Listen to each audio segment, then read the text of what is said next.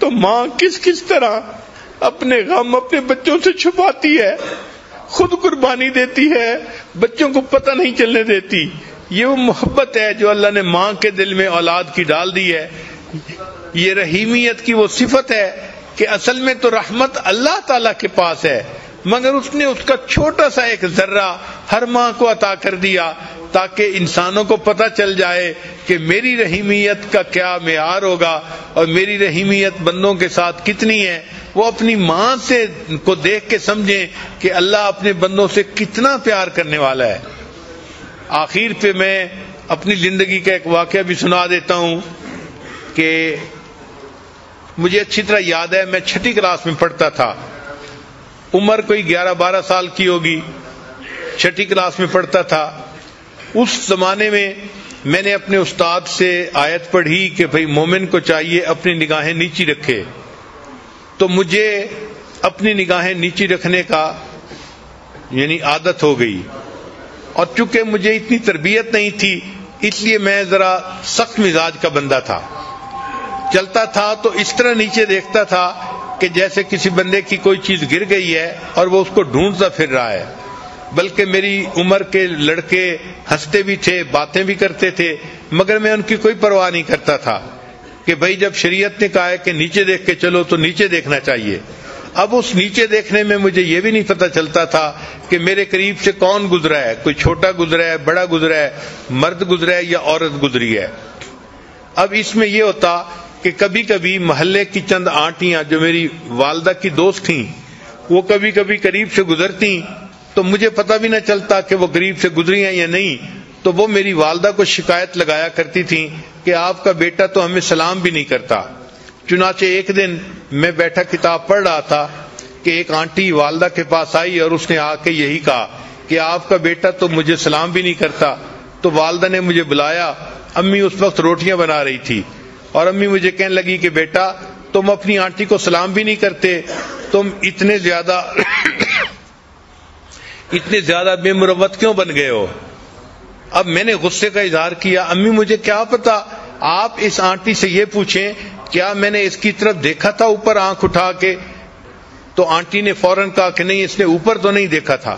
میں نے کہا جب میں نے اوپر دیکھا ہی نہیں تو مجھے یہ بھی نہیں پتا کہ میرے قریب سے کوئی مرد گزرا ہے یا عورت گزری ہے، مجھے پتہ ہی نہیں چلتا تھا، میں تو نیچے زمین پہ دیکھتا تھا.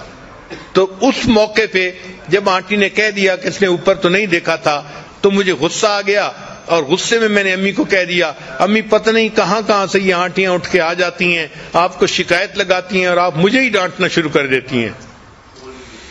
جب یہ بات کی تو چونکہ بچہ تھا، یہ بات کرتے ہوئے میری آنکھوں میں آنسو آ گئے کہ امی آپ مجھے ہی ڈانٹتی رہتی ہیں. اب والدہ نے دیکھ لیا کہ میری آنکھوں میں آنسو ہیں اور میں غصے میں وہاں سے سیدھا اپنے کمرے میں آیا اور کمرے میں بیڈ پڑا ہوا تھا اور بیڈ کے اوپر آ کے لیٹ گیا. اب آنٹی تو چلی گئی 2-3 منٹ میں، تو والدہ صاحبہ نے اپنے چولہے کی آگ کو ذرا کم کیا اور والدہ پھر میرے پیچھے کمرے میں آئی کہ یہ کیا کہہ رہا ہے.